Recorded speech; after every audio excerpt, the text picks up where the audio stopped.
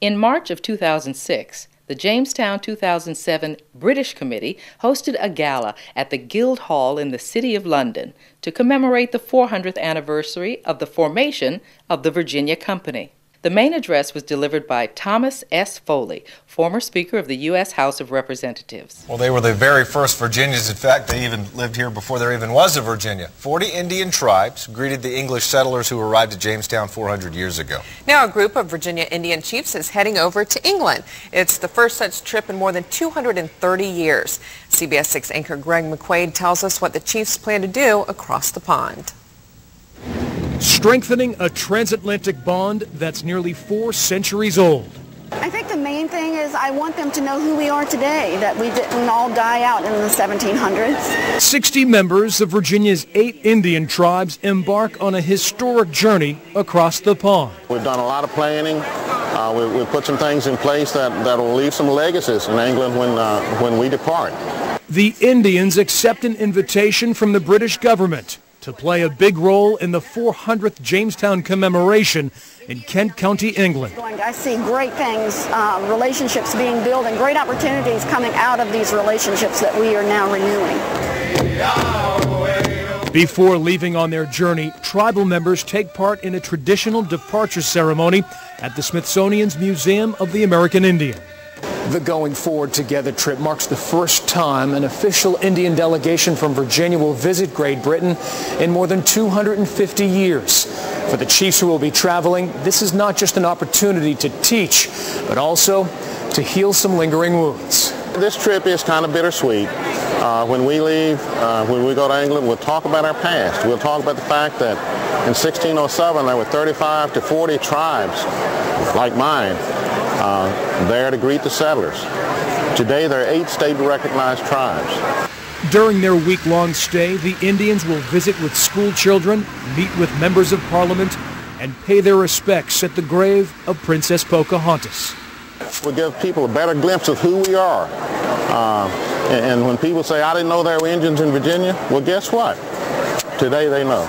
A week-long trip that will have a long-lasting impact on both sides of the Atlantic. In Washington, Greg McQuaid, CBS 6 News. Chief Ann Richardson's parents greeted Queen Elizabeth on this side of the Atlantic during the Queen's visit to Virginia in 1957. In October 2006, a replica of the ship Discovery was transported to London for display. In the summer of 2007, it toured 9 English seaside towns where it was seen by over 340,000 visitors.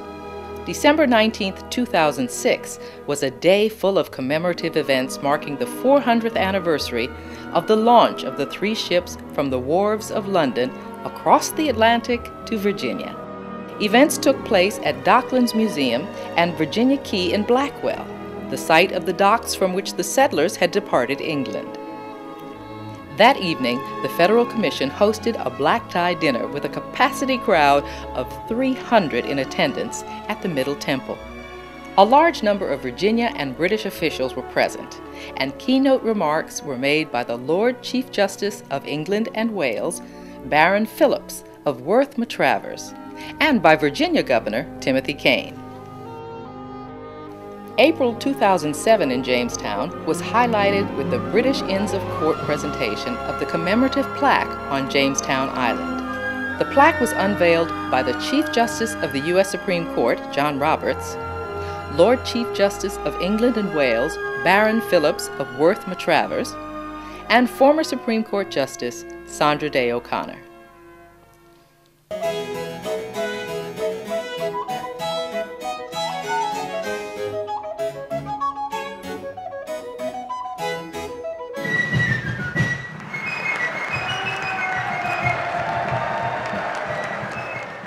I visit the United States this week to commemorate the 400th anniversary of the landing of a small group of British citizens on a tiny island in what is now called the James River here in Virginia.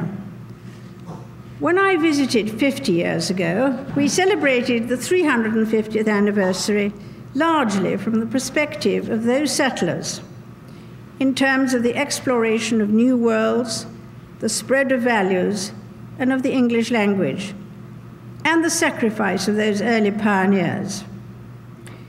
These remain great attributes, and we still appreciate their impact today.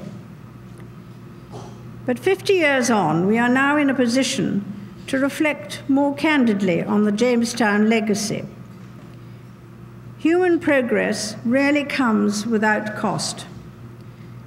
And those early years in Jamestown, when three great civilizations came together for the first time, Western European, Native American, and African, released a train of events which continues to have a profound social impact, not only in the United States, but also in the United Kingdom and Europe.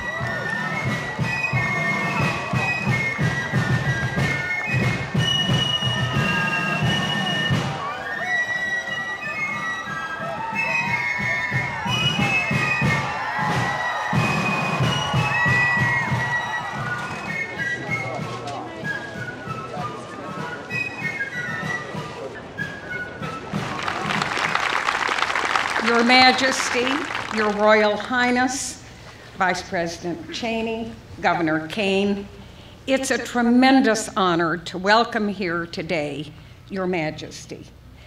As part of the celebration of the 400th birthday of the founding of Jamestown, the first permanent English settlement in the New World, we thank Your Majesty for accepting our invitation and for your presence here today.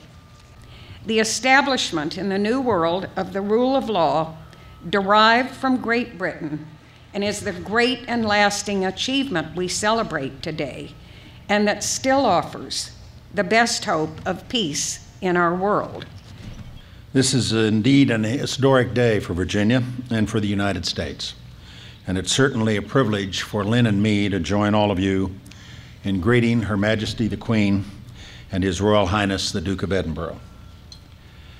Your Majesty, 50 years ago, on your first visit to America as a sovereign, you were given a very warm welcome. And we receive you again today in that same spirit. You honor us by returning for this anniversary of Jamestown settlement, and we deeply appreciate your presence this morning. Your Majesty and Your Royal Highness, all of us feel very privileged and will certainly remember this day that we shared your company. So, on behalf of President Bush and the people of this land, I'm proud to say thank you for joining us and welcome to the United States of America.